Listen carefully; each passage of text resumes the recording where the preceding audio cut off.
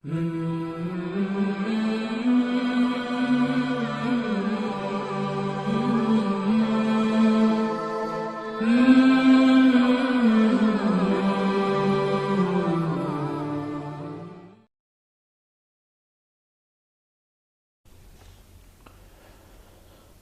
ونصلي على رسوله الكريم اما بعد فاعوذ بالله من الشيطان الرجيم بسم الله الرحمن الرحيم رب اشرح لي صدري ويسر لي امري واحلل عقدة من لساني يفقهوا قولي۔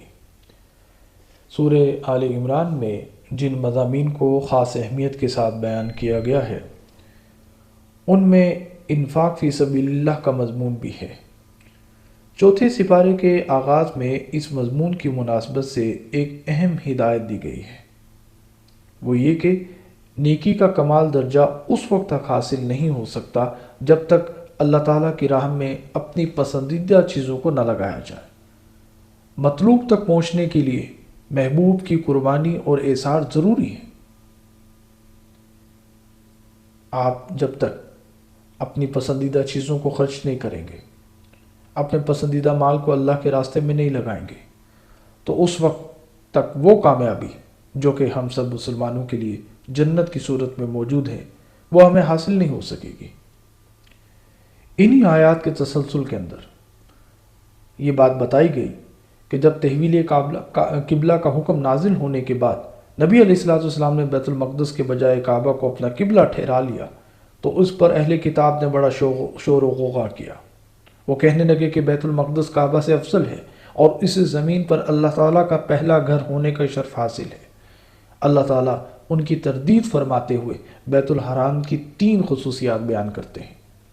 پہلی یہ کہ اسے روئے زمین پر کعبہ سب سے پہلی عبادت گاہ ہے، یہ کہ اس میں ایسی واضح نشانیاں پائی جاتی ہیں جو اس کے شرف اور فضیلت پر دلالت کرتی ہیں، جن میں مقام ابراہیم، زمزم اور حتیم شامل ہیں۔ تیسری خوبی بیان کرتے ہوئے اللہ تعالیٰ نے فرمایا کہ یہ کہ جو شخص حرم میں داخل ہو جائے اسے امن حاصل ہو جاتا ہے۔ بس اللہ والوں کا قول ہے کہ پورے عالم میں کعبہ سے زیادہ شرف والی کوئی عمارت نہیں ہے۔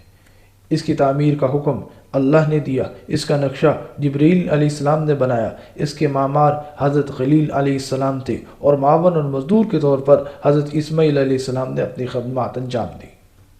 دنیا بھر میں یہی وہ عبادت گاہ ہے کہ جس کی زیارت کے لیے سفر کرنے کا مسلمانوں کو حکم دیا گیا ہے کہ جو شخص سفر وغیرہ کے اخراجات برداشت کر سکتا ہو اور وجوب حج کی دوسری شرائط بھی پائی جائیں تو اس پر فوراً حج کرنا فرض ہو جاتا ہے۔ مسلمانوں کو حکم دیا گیا کہ وہ اللہ سے ڈرتے رہیں جیسا کہ اس سے ڈرنے کا حق حاصل ہے، اور پھر مسلمانوں کو یہ سختی سے کہا گیا کہ منافقین اور کفار سے قلبی دوستی لگانے سے ہرگز نہ لگائی جائے، منع کیا گیا، اور اس کے 4 اسباب بھی بتائے گئے۔ پہلا یہ کہ وہ تمہیں نقصان پہنچانے میں کوئی کوتاہی نہیں کرتے، ہر وقت اس کوشش میں رہتے ہیں کہ کسی بھی طریقے سے مسلمانوں کو نقصان پہنچایا جائے اور کسی بھی سطح پہ پہنچایا جائے اور کسی بھی اعتبار سے پہنچایا جائے۔ اس لیے آج کے مسلمان کو کفار کی سازشوں کو سمجھنا ہوگا۔ دوسرا یہ کہ وہ دل سے چاہتے ہیں کہ تمہیں دین اور دنیا کی اعتبار سے مصیبت اور پریشانی لاحق ہو۔ تیسرا یہ کہ ان کے چہرے اور ان کی باتوں سے تمہارے لیے بغض و عداوت ظاہر ہوتی ہے۔ چوتھا یہ کہ ان کے دلوں میں جو بغض اور حسد پوشیدہ ہے وہ ان کی اعلانیہ باتوں سے کہیں زیادہ سخت ہے۔ اور پھر انہی آیات کے تسلسل میں کہ منافقوں کو رازدار اور ولی دوست بنانے سے منع کرنے کے بعد غزوہ بدر کا ذکر ہے، جسے تمام اسلامی غزوات کا تاج ہونے کا شرف حاصل ہے۔ اس غزوہ کے شرکاء نے جہاں خود جرت اور بہادری کی انوکھی مثالیں قائم کی، وہیں انہوں نے اللہ تعالیٰ کی قدرت اور غیبی مدد کے مظاہر اپنی آنکھوں سے دیکھے۔ مسلمانوں کی تعداد گرچہ بہت تھوڑی تھی، اسلحہ بھی نہ ہونے کے برابر تھا۔ اس غزوے سے 2 بڑے سبق مسلمانوں کو حاصل کرنے چاہیے۔ پہلا یہ کہ جنگ میں فتح صرف اسلحے کی کثرت اور افرادی قوت کی بنا پر حاصل نہیں ہو سکتی، بلکہ اس کی بنیادی شرط ایمان و یقین، اتباع اور استقامت ہے۔ دوسرا یہ کہ جب تک مسلمان حق پر ثابت قدم رہیں گے اور اللہ کی رسی کو مضبوطی سے پکڑے رہیں گے، انہیں اللہ کی مدد حاصل رہے گی اور وہ غالب رہیں گے۔ غزوہ بدر کا ذکر سورہ آل عمران میں محض حوالے کے طور پر آیا ہے، ورنہ اصل میں یہاں غزوہ احد کا ذکر مقصود ہے، جو کہ 55 آیات میں مکمل ہوا۔ ان آیات میں شکست کے اسباب اور حکمتیں بیان کی گئی ہیں، تنبیہ بھی ہے، فہمائش بھی ہے، تنقید بھی ہے، تعریف بھی ہے۔ جیسا کہ تاریخ اسلام سے معمولی شد بود رکھنے والا ہر شخص جانتا ہے کہ غزوہ بدر میں قریش ذلت آمیز شکست سے دوچار ہوئے تھے، اور انہوں نے شکست کا انتقام لینے کے لیے پھر بھرپور تیاری کی اور شوال 3 ہجری میں ابو سفیان کی قیادت میں مدینہ منورہ پر چڑھائی کر دی۔ قریش کا لشکر 3000 جنگجوؤں پر مشتمل، اور مسلمان اس کے مقابلے میں ان کی تعداد صرف 700۔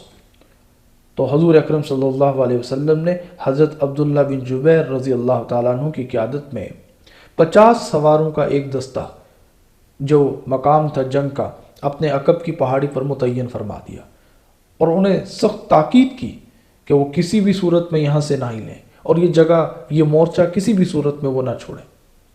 جنگ کا آغاز ہوا، اور نبی علیہ السلام کی جو اسٹریٹجی تھی، جو حکمت عملی تھی، اس نے دشمنوں کو ہلا کر رکھ دیا۔ دشمنوں کے قدم اکھڑنے لگے، اور پھر نتیجہ یہ ہوا کہ دشمن بد دل ہو کے گھبرا کر بھاگنے لگے۔ جب پہاڑی کے مسلمانوں نے یہ بات دیکھی کہ اب ان کو فتح ہو گئی ہے، اور انہوں نے سوچا کہ اب یہ جا چکے ہیں اور ہم فتح یاب ہو چکے ہیں، ان میں سے مال غنیمت لینے کے لیے صرف سوائے 10 کے باقی سب کے سب مال غنیمت لینے کے لیے میدان کی طرف دوڑ پڑے۔ خالد بن ولید جو اس وقت تک مسلمان نہیں ہوئے تھے، جب انہوں نے مورچہ کو خالی دیکھا اور اس قوت سے حملہ کیا کہ مسلمانوں کے پاؤں اکھڑنے لگے، اور وہ جو مشرکین، جو کفار واپس بھاگ رہے تھے مکہ کی طرف، جب ان کو یہ اطلاع ملی کہ وہ مورچے پر قبضہ ہو چکا ہے، وہ بھی پلٹ آئے۔ تو اب مسلمان دونوں طرف سے جو ہے وہ درمیان میں آ چکے تھے، اور کفار نے دونوں طرف سے حملہ کر دیا۔ اس کا نتیجہ یہ ہوا کہ 70 صحابہ شہید ہو گئے۔ اور پھر جب کفار کا لشکر واپس جانے لگا، اللہ تعالیٰ نے ان کے دل میں یہ بات ڈال دی کہ اب تم جو ہے وہ فتح یاب ہو گئے ہو اور اب واپس چلے جاؤ۔ تو وہ ادھوری جنگ کو چھوڑ کے اسی پر قناعت کرتے ہوئے اللہ نے ان کے دلوں کو پھیر دیا، اور وہ جب واپس جانے لگے اور مدینہ کے قریب ایک مقام پر پہنچ کر جب کفار کو یہ احساس ہوا کہ وہ پوری فتح کر کے نہیں آئے، تو انہوں نے دوبارہ مدینہ منورہ پر حملہ کرنے کا فیصلہ کیا۔ اب ادھر سے جب نبی علیہ السلام کو اس بات کی اطلاع ہوئی، تو نبی علیہ السلام نے تمام صحابہ کو جمع کیا، جو ابھی 70 صحابہ کو دفنا کے ہٹے تھے، زخموں سے چور تھے، تھکاوٹ سے نڈھال تھے، لیکن انہوں نے اپنے محبوب آقا صلی اللہ علیہ وسلم کی دعوت پر لبیک کہا، اور انتہائی سرعت سے سفر کرتے ہوئے مدینہ سے 8 میل دور حمراء الاسد کے مقام پر جا پہنچے۔ تو اللہ تعالیٰ نے مشرکین کے دل میں رعب ڈال دیا، اور وہ تیزی سے مکہ کی جانب کوچ کر گئے۔ مذکورہ مقام کی مناسبت سے اسے غزوہ حمراء الاسد کے نام سے یاد کیا جاتا ہے۔ سورہ آل عمران کے آخری رکوع میں ان اہل ایمان کا ذکر ہے جو ہر حال میں اللہ تعالیٰ کو یاد کرتے ہیں، ارض و سما کی تخلیق کے بارے میں غور و فکر کرتے اور اپنے پروردگار سے دعائیں کرتے ہیں۔ اس کے بعد آغاز ہوتا ہے سورہ نساء کا۔ سورہ نساء کا تقریباً 1 پاؤ چوتھے سپارے میں آیا ہے۔ یہ بھی مدنی صورت ہے، اور اس میں 176 آیات ہیں۔ اس صورت کا جو حصہ چوتھے پارے میں ہے، اس میں جو اہم مضامین اور احکام مذکور ہیں، ان میں ایک تو یہ ہے کہ یتیموں کے اموال ان کے حوالے کر دیا جائے، اور انہیں ہتھیانے یا عمدن مال کو ردی مال سے بدلنے کی کوشش نہ کی جائے۔ 4 عورتوں کے ساتھ نکاح کرنے کی اجازت دی گئی، مگر شرط یہ ہے کہ شوہر ان کے حقوق ادا کرنے کی سخت رکھتا ہو، اور ان کے درمیان عدل و انصاف بھی محفوظ رکھ سکے۔ اگر شوہر ایسا نہیں کر سکتا تو اسے ایک ہی بیوی پر اکتفا کرنا پڑے گا۔ اسلام کا سورج طلوع ہونے سے پہلے عورت کو میراث میں سے کچھ بھی نہیں دیا جاتا تھا، یہاں تک کہ اہل عرب کا ایک مقولہ تھا کہ ہم اسے کیسے مال دیں جو نہ گھوڑے پر سوار ہو سکے، نہ تلوار اٹھا سکے، اور نہ ہی دشمن کا مقابلہ کر سکے۔ اپنے اس جاہلانہ اصول کی بنیاد پر بچوں اور خواتین کو میراث سے محروم رکھا جاتا تھا۔ اسلام نے اس ظلم کا خاتمہ کیا اور بچوں اور خواتین کو بھی وراثت کا حق قرار دے دیا۔ عورت کا حصہ دینا اس پر کسی کا احسان نہیں ہے، بلکہ اس کا حق اور اس کا فریضہ ہے جو اسے دیا جاتا ہے۔ عورتوں کے ساتھ حسن سلوک اور میراث میں ان کو حصہ بیان کرنے کے بعد ان خواتین کا تذکرہ ہے کہ جن کے ساتھ قرابت یا رضاعت کی وجہ سے نکاح کرنا حرام ہے۔ اس طریقے سے یہاں چوتھا سپارہ مکمل ہوتا ہے۔ دعا ہے کہ اللہ رب العزت ہمیں ان باتوں کو سمجھنے اور اس پر عمل کرنے کی توفیق عطا فرمائے۔ وآخر دعوانا ان الحمد للہ رب العالمین۔